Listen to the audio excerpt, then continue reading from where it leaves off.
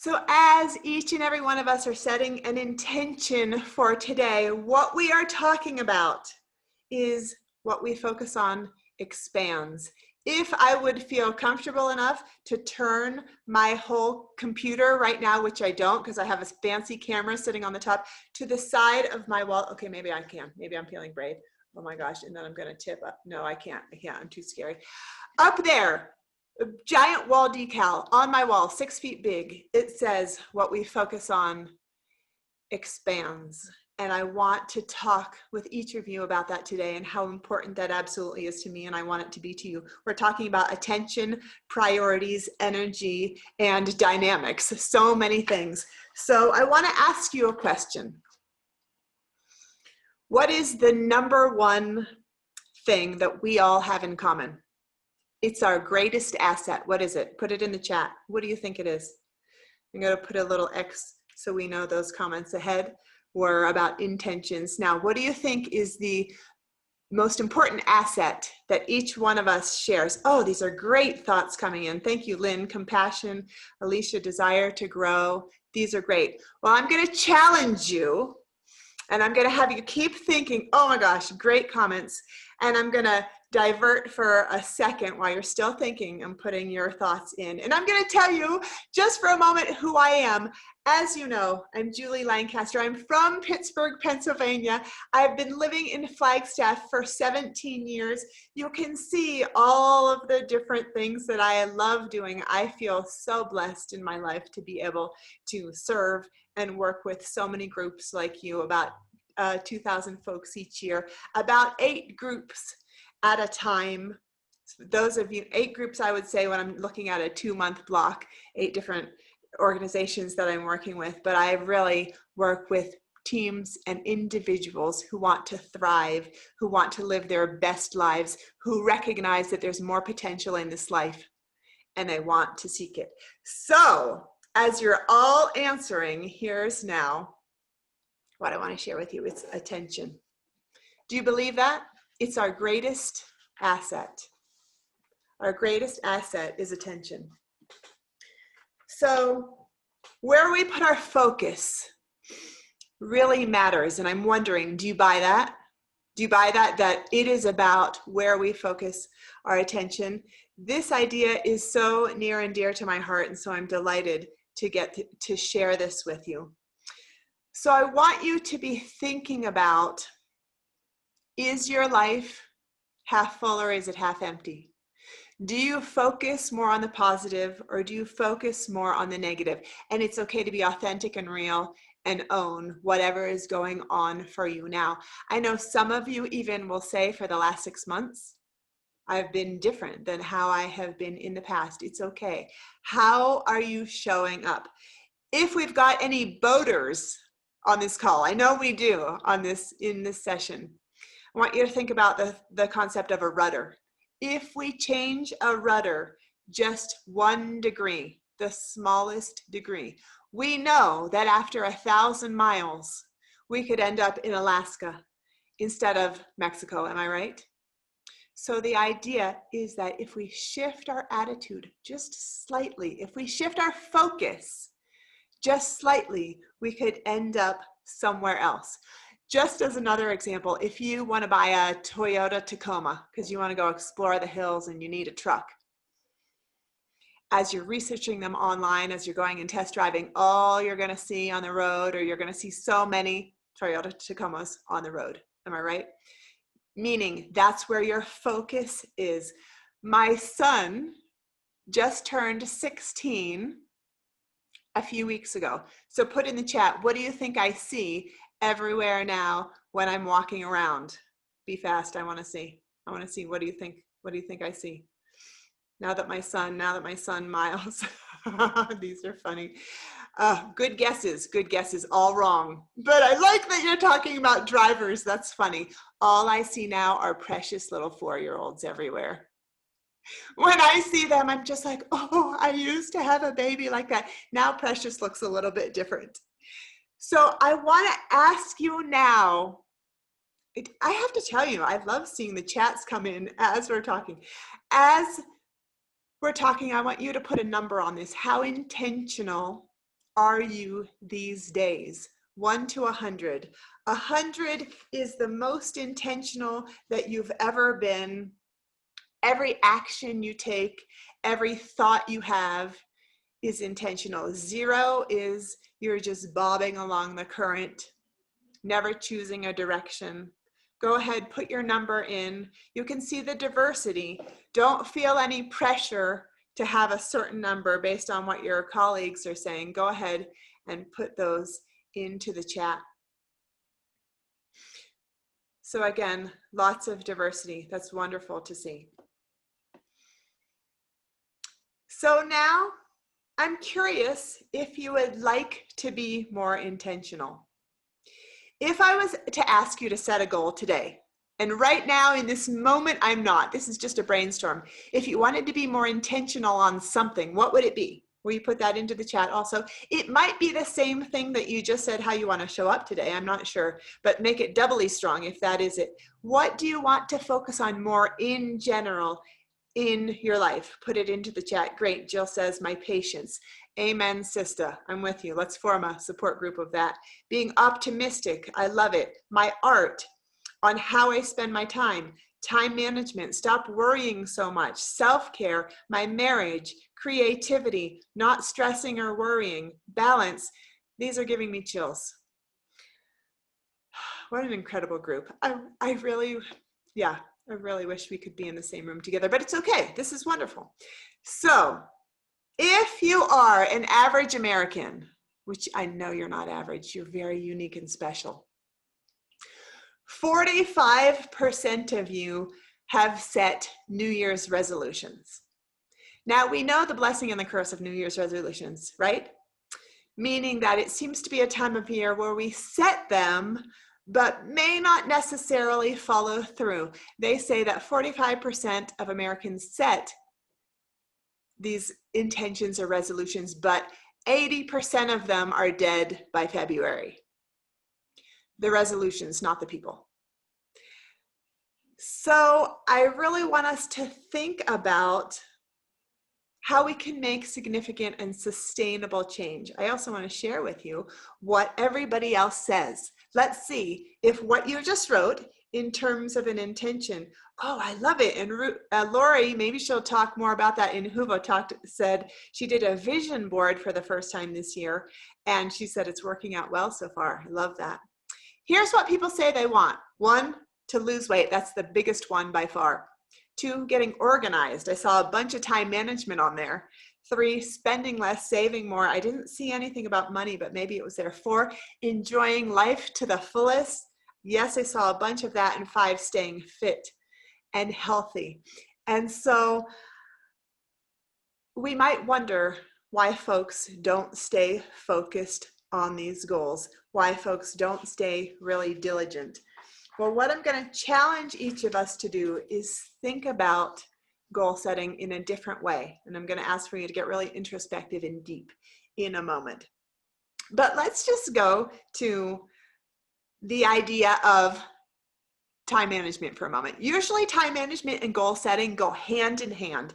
If today was January 1st and you just set your intention, then you're going to start doing specific strategies, right? You're going to get out your notebook, or you're going to open up your, I don't know, some document, and you're going to start figuring out, you're going to remember, I'm going to do the hard things first. Whatever's hard for me, I'm going to remember to do that. That's a time management strategy we've all heard of, at least, right?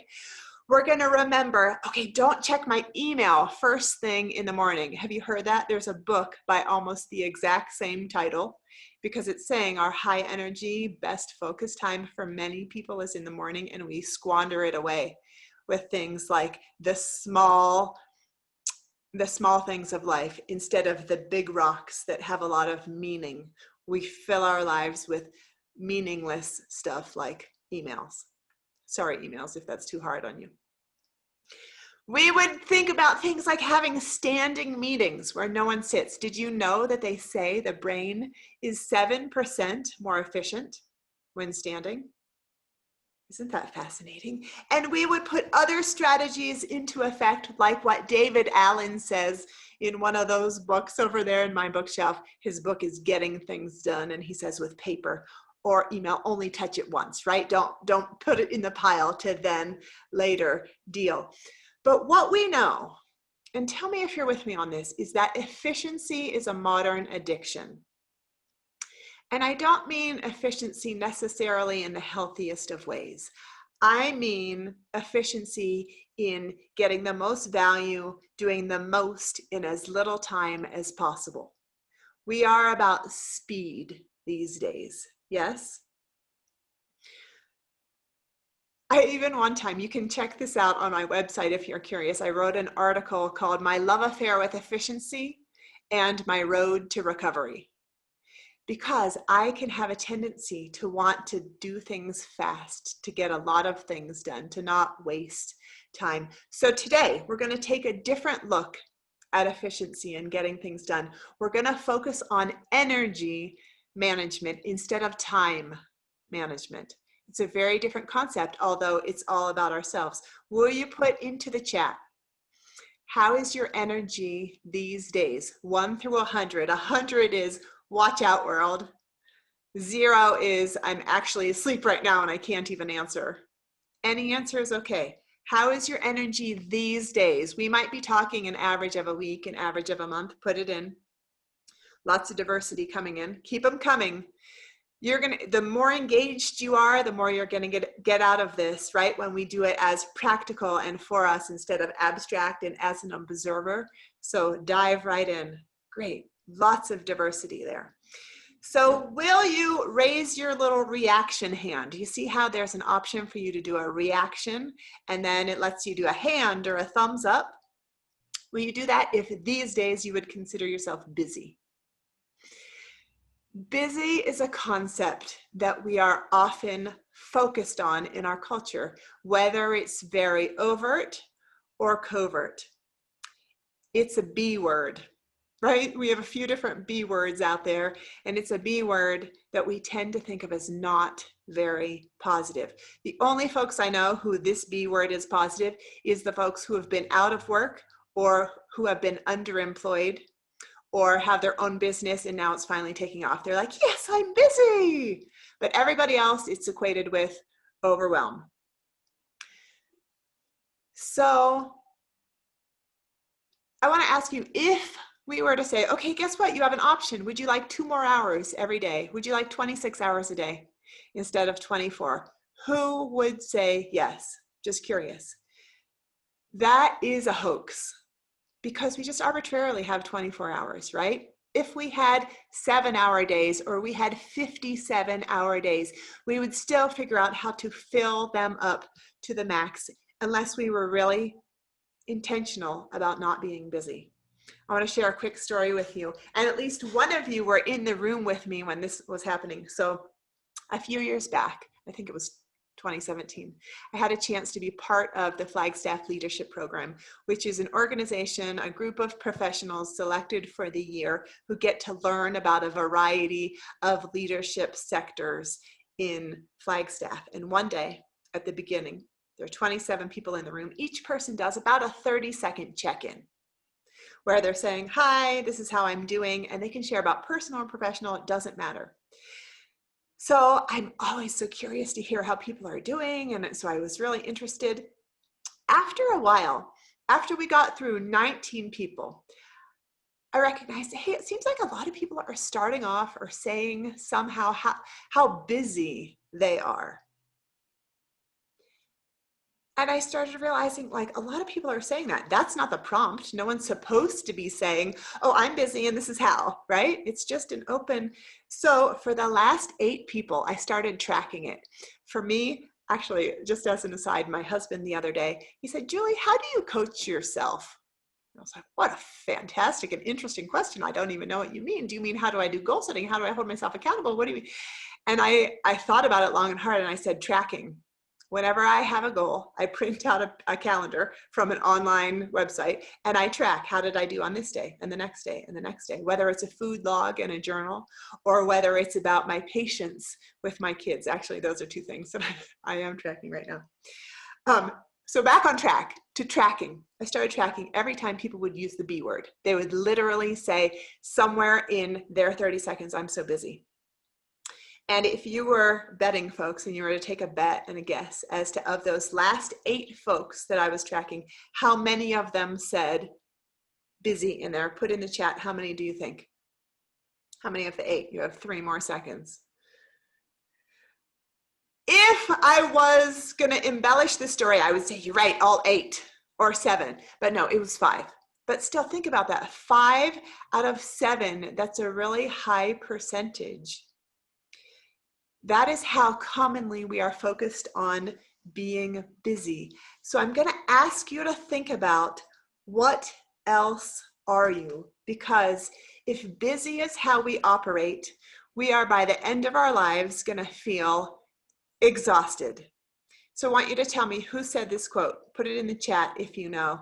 I have to move your faces so I can read this better. Move you over even more. Here we go. So tell me who said this if you know this. Your beliefs become your thoughts. Your thoughts become your words. Your words become your actions. Your actions become your habits. Your habits become your values. Your values become your destiny. Really powerful, right? Gandhi. It's Gandhi. Good guesses. Great guesses. Wonderful teachers out there. And so if we are consistently thinking about how busy we are, we then have values and destiny that is about busyness. And I know that is not what we want. We want much more for ourselves and for our loved ones than that. So I'm going to ask for you to put into the chat, what else are you? What else are you other than busy? If I was to give you an example, I would say during the preparation for this summit, I have been learning. That's what I would say. I am learning. Oh, I love it. Adriana, grateful. Courtney, tired. Sybil, blessed. Kimberly, emotional. Great. Keep them coming. I'm going to ask you to try and think about positive. So, of course, we've got the challenging things. What else? What else goes in the what we want to focus on, right? Because sure, we may also be tired, but is that what we want to focus on? Great concepts that are coming in there. So I'm going to encourage us to all be part of a culture that changes the game. There's so many people here together today. We can have the power to do that. The next time somebody says, hey, how's it going? And we answer more than just fine. I'm going to encourage you to say, well, I'm learning a lot right now, or I'm grateful right now, or I'm self-reflective right now, or I'm hopeful right now, or I'm optimistic, or I'm balanced. All these different concepts that are coming in, and then expand upon that. You change the conversation, you change your destiny. You change the conversation, you change their destiny. How powerful is that? So we know, you know, I know that you know how much time you have in every day. We know that we've got 24 hours. Maybe you know we have this many minutes. Maybe you know we have this many seconds, but I'm wondering how many folks, if you're sitting down to dinner with somebody tonight or a different night, if somebody asks you, how's your day? How many times might you say, and they say, what did you do today? How many times might you say, I'm not really sure what I got done, but I sure was busy, right? That happens to us when we're kind of bobbing along and not really paying attention as to thinking about where we want to focus. So now I'm going to ask you to introspect. Some of you have done this with me in the years past, and I think it's extra important to do it from time to time. I'm going to ask for you to draw. Without any lines, I'm going to ask for you to draw a circle. If you're really crafty and you know how to do that electronically and you're taking notes electronically, go ahead and do it. However you want, just draw a circle. Throughout what we're talking about, I'm going to strongly encourage you to take notes because you will remember so much better. It'll make such stronger impact on your life because you'll solidify what you want to learn. And I'm also going to encourage you to make a list of follow-up action items. Based on our conversation, what are you going to do differently? How do you want to show up in your life? Okay, so now that you've drawn a circle, above it, will you write the word present or now? So let's simplify life for a moment. Let's imagine that there are only 4 categories in life. How simple and elegant, isn't that nice? Let's say there's career, That's kind of self-explanatory. That's typically how we make our money.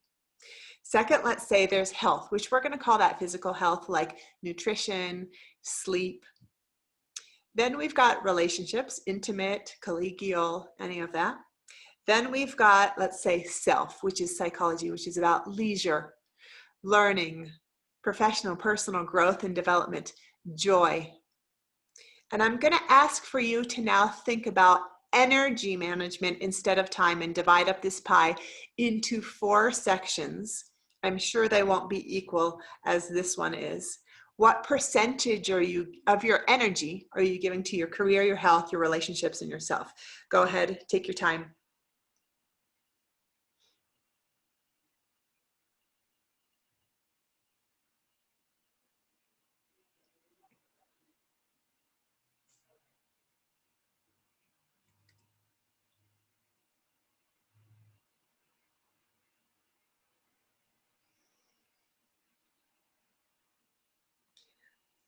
And there are plenty of things that I'll be asking you to answer quickly, and you think, I could actually think on this all day or all week or for a month. Great. Let this be the tip of the iceberg where you are introduced to thinking about it, and then you continue to think about it. This is just your first draft. You can change tomorrow.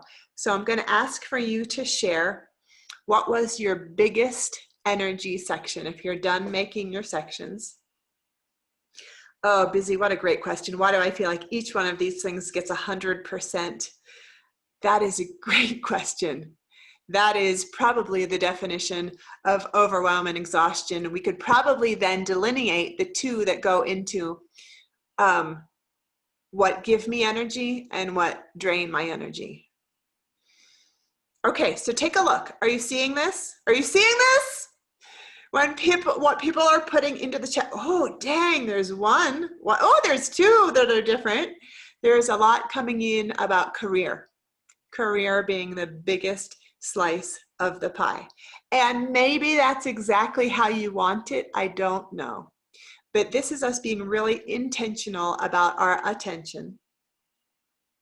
And Anne saying career is an energy sucker. This is important for us to recognize, right? Which one is the smallest for you? It's okay if you want it to be that way. If you don't want it to be that way, will you now type in which one is the smallest?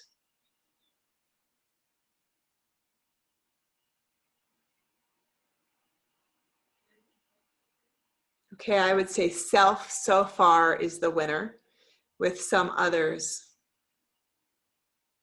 Okay, great. This is a really important place for us to start, and I hope you're feeling a lot of communion by seeing what other people are sharing as well. So now I'm going to ask for you to write another circle, and above it, write the word future. You may even want to put a date on these. You may even want to, at the end of today, put these notes in a place that you're definitely going to find in years to come. I have a friend whose name is Kim, and she has a file that's New Year's resolutions. And so every year she puts them in there. I have a file called goals, and it's so interesting to come back and look at those sometimes. Now, future.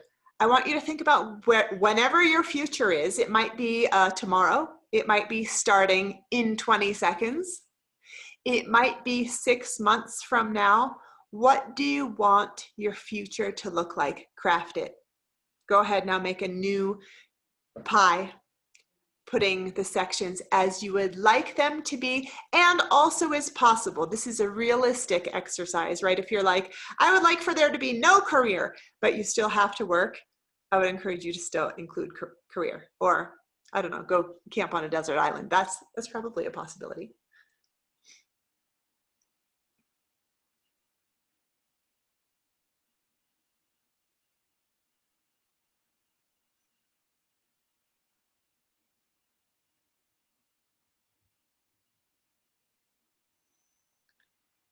So I've stopped sharing for a moment so you can all see each other. Remember, you should be able to toggle side to side to see one another.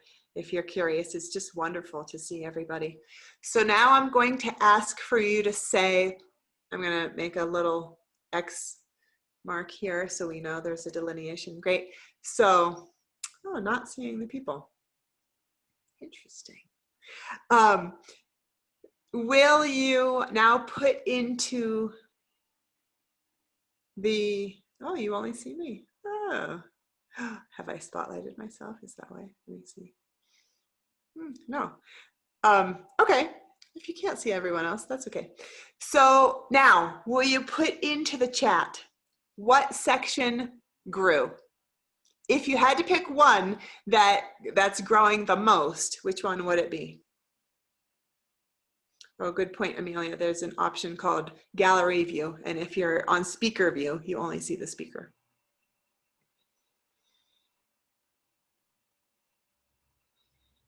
Oh, I'm seeing a lot of relationships.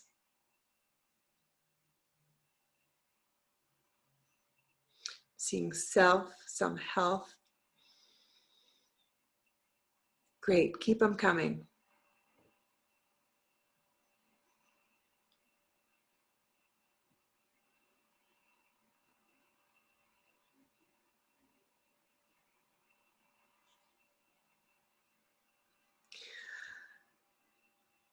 So what I'm also noticing that you may be noticing too is nobody is writing, Julie, what are you talking about? I want to keep everything exactly as it is.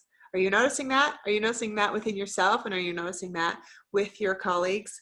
So my question to you is, so now what? So now what? We've got this one life, and I know it might sound corny, but how are we going to live it? Despite the obstacles, despite the challenges, or maybe even in spite of things like COVID, what are we going to do now? So I want us to consider for a moment this concept of the sphere of influence, meaning where do we have control and where don't we have control? You know the serenity prayer, yes? Whether you're religious or not, it doesn't matter, but just as a reminder, mouth this with me or say this with me if you know it. Sometimes it can start with God, but it doesn't have to, right? Grant me the serenity to accept the things I cannot change, the courage to change the things I can, and the wisdom to No. So what I have recognized over the time working with people on their own transformation is sometimes people get in their own way and they say, I think there are more things that are out of my control than are in my control. And then something dramatic happens and they realize it was possible. I've talked to plenty of people who've said, I am absolutely miserable in my job, but there's nothing I can do differently. I can't quit. And then they all of a sudden lose their job. And then they realize it is possible and they can make a change.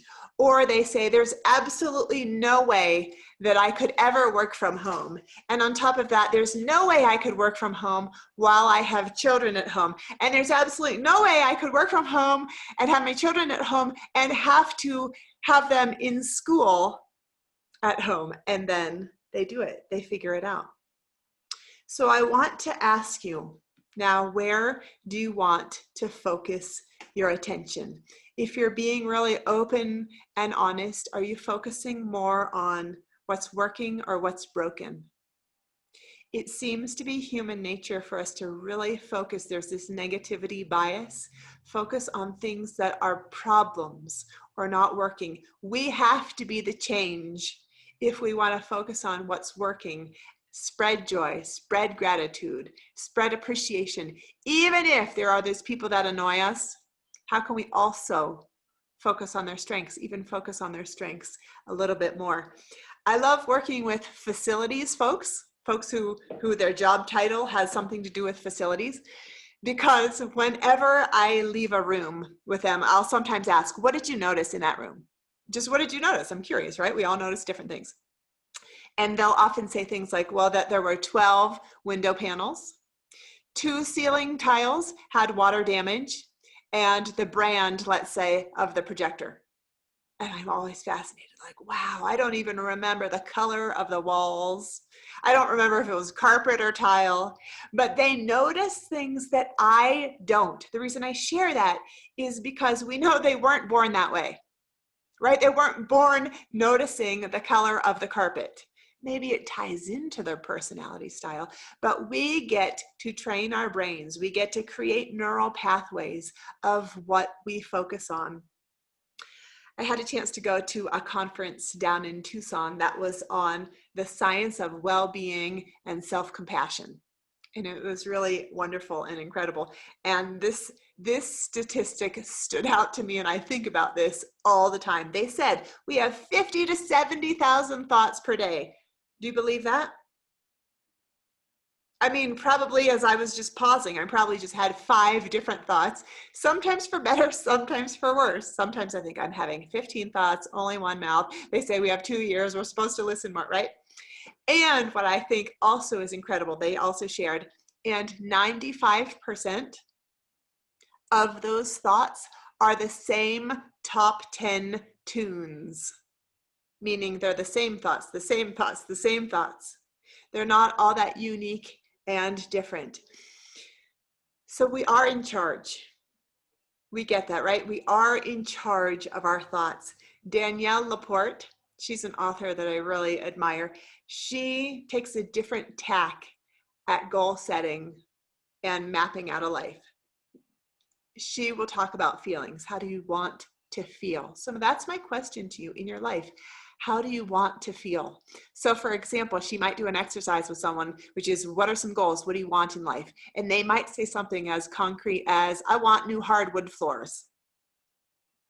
And then she'll say, why? How do you want that to make you feel? Think about that. We do everything for the feeling that we want. So how do you want to feel? Mihai Csikszentmihalyi, have you heard of him?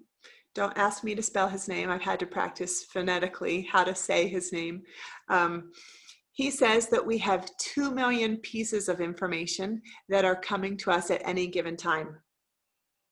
Think about that. From the air temperature to the look on somebody's face or their body language, let alone all the words, right? 2 million pieces, but that is way too much for us to focus on, right? We can't focus on that much. So we filter out so much, but the incredible thing is we all filter out different things. We filter out so much that we only focus on 184 pieces of information. Wouldn't it be fascinating if each of us could write down right now all of our own 184? I don't know if I could go that deep into my brain to know what am I focusing on, but they all look different. So I'm curious who on this call is over 60 years old. My mom, she's raising her hand. She is, well, I'll talk about her in a minute. Mom, I'm going to talk about you in a minute. So if you're 60 years old or older, you are our warriors. You are the ones who have gone before us. You have so much experience. And for that, we're so thankful. What we also know is that the millennials, the younger folks, they say they don't want your jobs, right? Or really what they're saying is we don't want our boss's job. And often the bosses are a little bit older, right? And why do you think that is? Put it into the chat. Why do you think? Okay, great. Marie, also 60. Wonderful. Why do the millennials not want the older people's jobs? Put it in, because it's more responsibility. Good guess. Keep them coming. Responsibility and the stress. Tie it in. Keep them coming. Freedom and independence, because they want those things. So no, get ready for this, and it's going to be humbling. And I want this to stick with you for the rest of your lives, whether you're 60 or not. They say it's because the older folks make their jobs look miserable. That when we are in these responsible, I'm just going to put quotes on them, right? Responsible positions, these leadership roles, we're further along in our career, we tend to complain about the stress, about the overwhelm, about how challenging it is. They see that and they say, no, I want work-life balance. No, I want to live my values. No, I want more happiness and joy in my life. I don't want that. So when we think about leadership as influence, how are we influencing the others around us? But quite frankly, how are we influencing ourselves when we're focused on the negative, when we're focused on the tiredness, when we're focused on the busyness? I'm not saying we should ignore those things, but I'm saying, how can we give them less power? How can we focus on more of the good stuff? I want to share something funny with you. Hopefully this is funny. I used to be the Dean of Education at a small college, and I want to share a story with you about a time when I didn't focus on the right thing, even what was right in front of me. So I had the chance once a year to be the master of ceremonies at the graduation ceremony, and it was beautiful and inspiring, and there were generations of folks there to support the graduates. So pomp and circumstance, the graduates march in, we have different things that happen, and then it's my moment. It's my moment to inspire and motivate these new professionals going out into the world, right? And I really wanted to make an impact. So I got the twinkle in my eye. I look out into the audience and I'm thinking like this, let this change your life, carpe diem, right? As I'm starting to talk, one of my colleagues who's on the stage behind me sitting, she says, "Psst, Julie." And I do the like, okay, right? I had 2 million thoughts, maybe 184 thoughts right in that moment, thinking like, do I turn around? Do I address her? Does she know how inappropriate it is that she's calling me out? So I turn around and I quickly look at her, and she makes this motion, and I'll do it in the camera a little higher than it was, but she goes like this. And I looked at her with this confusion on my face, like, what is she doing? Didn't know. I turned back around, started addressing the audience again, like, okay, here's your day, right?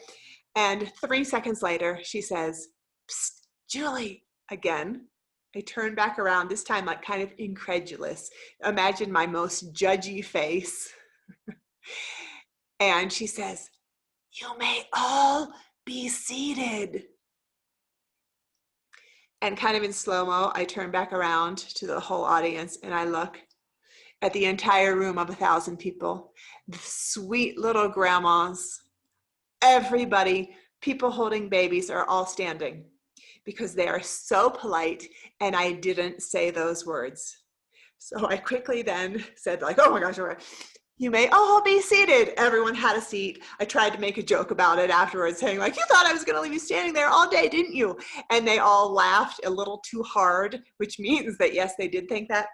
So I share that story with you to give you the grace that if you haven't been paying attention to the right things, it's okay. We all do that. I had a room full of 1,000 people, all giving me the body language for change, and I was still keeping them standing. So I'm going to keep coming back to, where do you want to focus your attention?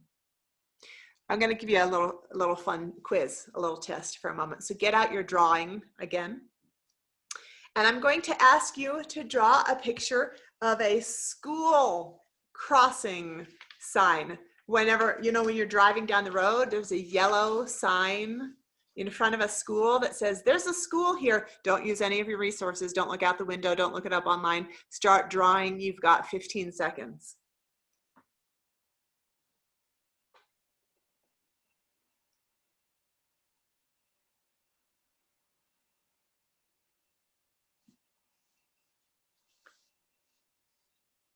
Make it snappy.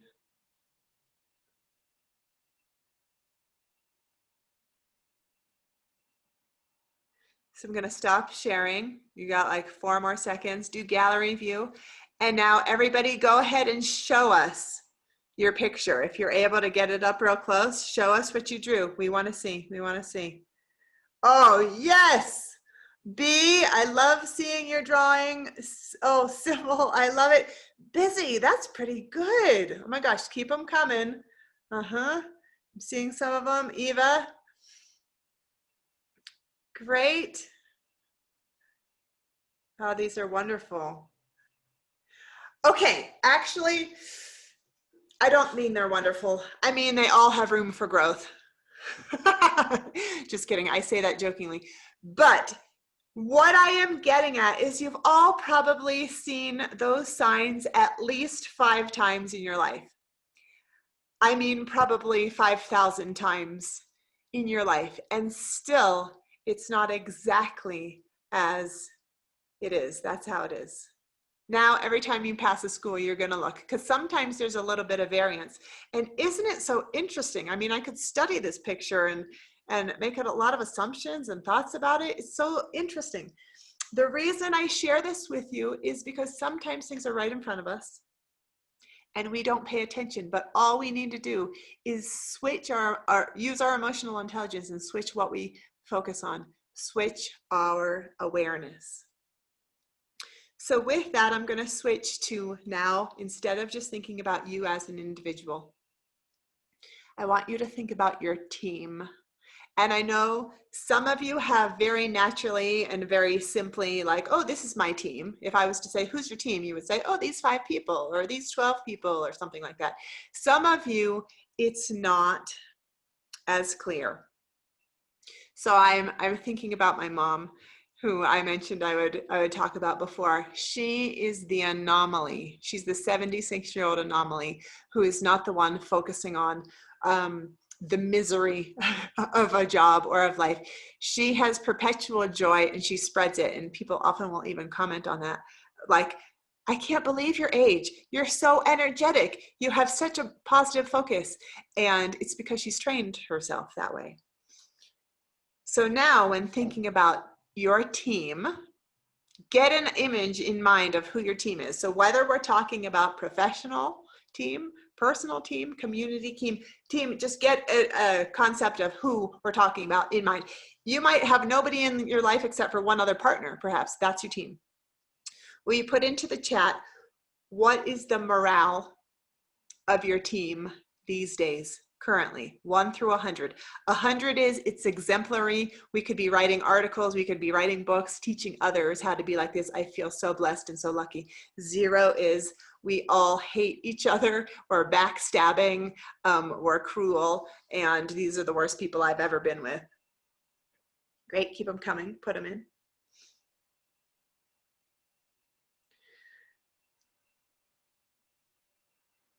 And I also want to share that in about 5 minutes or so, we're going to have some Q&A. So if you've got any questions related to any of this topic, I want you to go ahead and think about what you may want to write it as a note for yourself and then be ready to share it in the chat.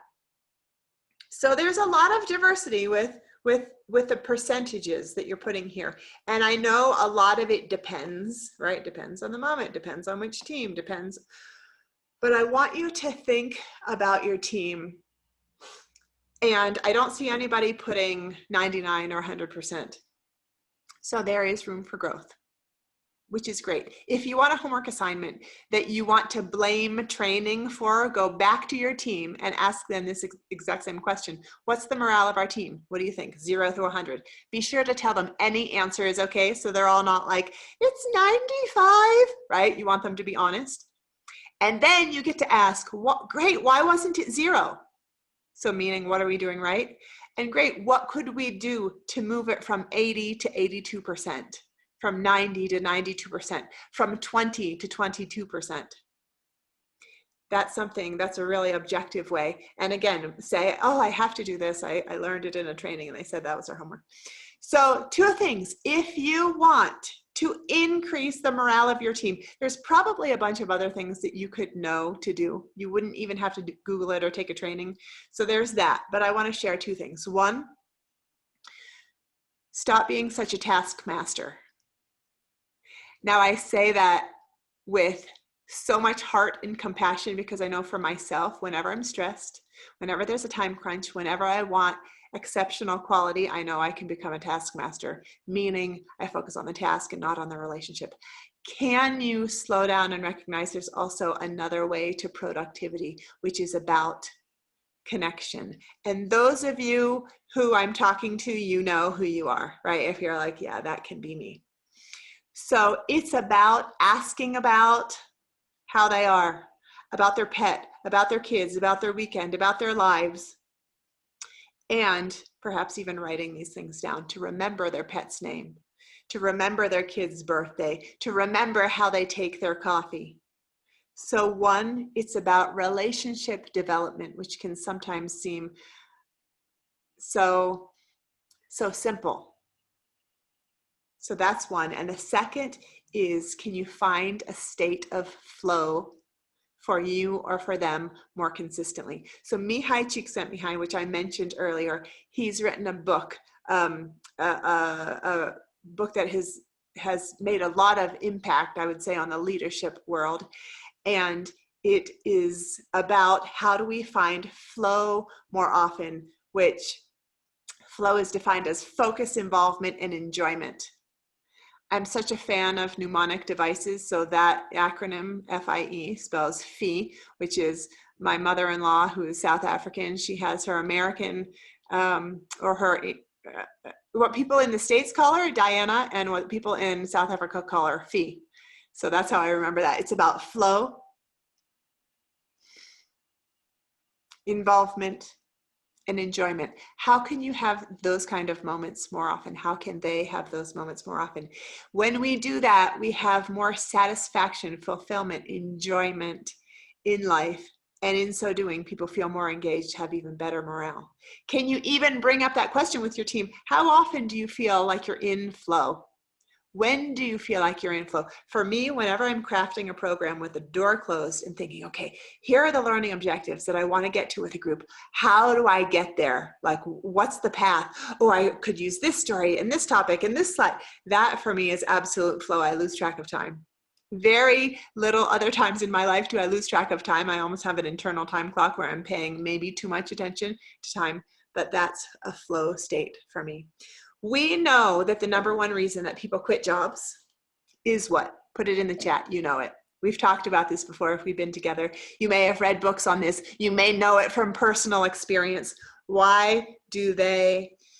Okay, great. And Alex, the book reference, this book is called Flow, just simply Flow, F-L-O-W, by Mihai Csikszentmihalyi. Just put in the word book, Flow, and it will come up. The number one reason that people quit jobs, wonderful. Yes, relationships, supervisor, management, lack of freedom, creativity, environments. These are all great thoughts. So another book over there is The Leadership Challenge, written by two authors, Kouzes and Posner, and they've written a bunch of other books, even one particularly called Encouraging the Heart, which is their fifth principle of being an exceptional leader, that encouraging the heart is the last tenet. And they have done so much research. The number one reason that people leave jobs is because they feel undervalued. And you might say that if you're, I know some of you on this call are therapists and work with couples. You might also say that's the same reason that people leave a relationship, an intimate relationship too, for feeling undervalued. So the question is, how can we have people to feel valued? And we do it for them first. It's easy for us to say, my supervisor's not valuing me, my family's not valuing me, right? And have sort of a victim party. But how can we pull ourselves up from our bootstraps and say, let me model the way, which is another one of the tenets of the 5 principles from the Leadership Challenge. So I'm going to ask for you to try it here in real time. So you now have probably interacted with at least one person on this call of any of these different faces that you can see. I'm going to ask for you to give a recognition or a compliment to somebody here. You may have just met them. You may have known them for decades. They might even be in the same room with you. I don't know. I want you to write their name. And then if you can do first and last name, great, because there's a few folks with the same name. And write a recognition or appreciation right into the chat. Let everybody see it, not privately, but publicly. Oh, wonderful. And Kim's mentioning the 5 languages of appreciation in the workplace is another book. You can even find that assessment online. Just Google that, and it's like a 1-page assessment. Oh, these are wonderful. These are coming in. You see? Don't read them until you've got yours, and then put yours in. And then start reading the incredible things that people are sharing about one another. This is really lovely to see. They kind of give me chills and make me want to hug all of you. Gosh. Oh, these are beautiful. Gosh. And as you're putting these in here, I want to tell you how absolutely honored I am to be with each and every one of you. Some of you, we have a long history together. Some of you, we know each other from other programming. Some of you, we're meeting for the first time here. To me, that fills me up so absolutely. I feel like this is the group where I personally can be vulnerable because we have this understanding of love and respect and intention and building each other up. And I know you all can be vulnerable and honest and real with each other. And if we have a community out in the world of people like this, oh my gosh, we can do incredible things. So you're reading these comments, right? These are wonderful to see. As we are starting to get closer to our ending time, if you haven't put a comment in, please do. I want you to write a question into the chat. If you have anything you want us to address right now, go ahead and put it into the chat because I'd love to focus on that. While doing so, I'm going to read a couple of these. Lindsay Clements for being a rock star, says Jen Brown. Oh, B, you just said one to me. That's the one I just read. Thanks, B. From Kimberly Holmes, Jennifer Caputo, you have such a great smile. It's been forever. From Megan Connolly, Mary, your skills are amazing. From Marty Degadillo, oh, it just scrolled up. It's funny how it does that, right? Like right when you're in the middle of reading. Up, where'd it go? That's okay. To Ann Henlon, thanks for listening and supporting me when I needed it. To from Yasmin, Jennifer Summers, you're so cool. You always make me smile. Joelle, to Anne, I'm amazed at how you balance a young child, work, and good humor, self-care, love, etc. These are wonderful. Great, keep them coming. So if you've got any questions, put them here now. If you don't, no problem at all. I'm going to put a couple folks on the spot. Alex Thevenin, can I put you on the spot? Well, yeah. Will you unmute with me for a moment? And I want to ask you, of all the things that we've talked about, what has stood out to you or sticks with you the most? You keep thinking about it. Yasmin, would you mind if I like when the eyebrows go up. Yeah, perfect. Yasmin, would you mind if I also asked you to unmute and share of everything that we've talked about in the last hour or so? What has stood out to you or what's made an impact on you? If I ever do this and you're like, no, thank you, please pass, feel free to say that. But Alex, would you mind sharing? I'm trying to look at what I already starred. Always grateful the reminder that we don't know what other people are dealing with, and we always need to give them grace.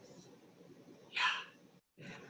Thank you for saying that. And I feel like I could tattoo that on the inside of my forehead because it's so easy to forget. But the beauty is it's also so easy to remember. Thank you for that. Yasmin, how about you?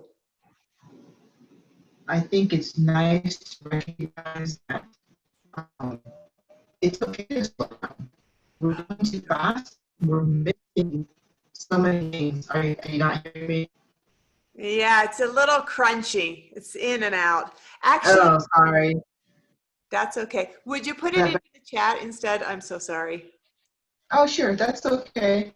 Wait, now it's nice and clear. Will you try it one more time just to say? Okay. It was nice to hear you say that it's okay to slow down. I've been trying to tell my coworkers and myself that it's okay to slow down, that we're missing so much in front of us and the little details like the school crossing sign. We need to slow down because then I think we'll appreciate more. So that was wonderful. Actually, even you saying those words out loud, I don't know if this happened for anybody else, but it just makes my shoulders drop and like, oh yeah. And sometimes we've heard the expression, it takes a village, of course, right? But for me to say it, and then for you to say it, and then for you to talk about it in terms of your team, I feel like the more we talk about that, the better. And I'm just thinking about Yasmin and your team and working with the medical examiner's office, especially in this time in life.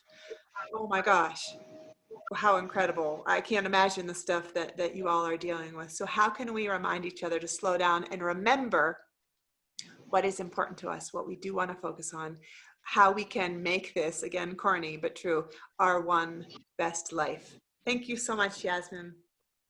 Great. So with that, I'm going to encourage you, if somebody just wrote something about you, for you to copy and paste it into your own notes, for you to write it down, because we all have hard days. Do we not? We all have hard days, and it's nice to remember on those hard days how somebody appreciates you, how somebody admires you. If somebody didn't write anything about you, don't take that personally, right? Think about how you can continue to spread the joy, the appreciation, the love, the connection. If there is anything that I have heard consistently, time and time again, over this past year, is how people feel like they could use more and better and deeper connection. With that, I'm sharing this screen, which is how to connect with me, but not just with me, with the community of lifelong leaders and learners. This hashtag is where we're putting a lot of leadership stuff. So if you are into hashtags, please feel free to use it. I am absolutely delighted to be here with all of you. Let me ask you this question. Will you put the word yes into the chat if you could use more support in your life at living your best life, being your best self, being intentional, remembering to slow down, remembering to give grace? Just say yes into the chat. If you've got it, we are so happy for you. If you've got that support and you are feeling filled in that way, how absolutely fantastic. But look at this. This is giving me chills. It's almost, right, the overwhelming feeling of all of these yeses. So I want to do what I can to support you with that. And I want you all to do what you can to support each other in that way. I'd encourage you to have conversations about depth that's not just about how busy you are. I can support you in telling you more later about the Women's Online Leadership Academy. I can support you more about telling you about the remote women's coaching intensive that we have starting, that is with incredible folks that want to be deeper and want to have an experience together. But we'll get to more of that later. I am so glad that we just had our first session. I cannot wait to see you as we continue on. So everybody, thank you so much for your time. And I look forward to seeing you as we continue on.